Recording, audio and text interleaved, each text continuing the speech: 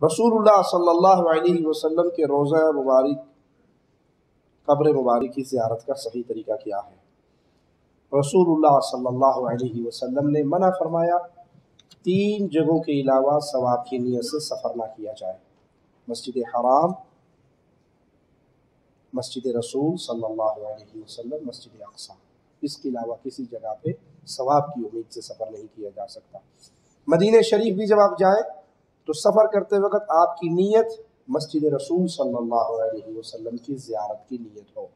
हाँ, जब आप वहाँ पर जाएं तो फिर आप रसूलुल्लाह सल्लल्लाहु अलैहि वसल्लम की कब्र मुबारक पे हाजिर हो और वहाँ पे आप पे दुरूद व सलाम पढ़ें।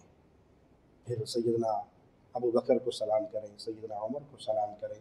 जैसे हम आम कब्रिस्तान में जाते हैं तो वहाँ पे सलाम कहते हैं, इसी तरह हमें प्यारे नबी सल्लल्लाहु अलैहि वसल्लम की कब्र मुबारक पर आके दुरूद व सलाम पढ़ना चाहिए।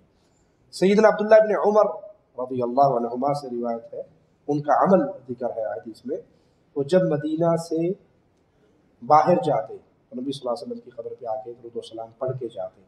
जब बाहर से आते तो पहले, जिस तरह हदीस में है मस्जिद में आओ 2 रक्अत अदा करो, तो वो मस्जिद में आते 2 रक्अत अदा करते, फिर नबी सल्लल्लाहु अलैहि वसल्लम की कब्र मुबारक पर आते सलाम कहते।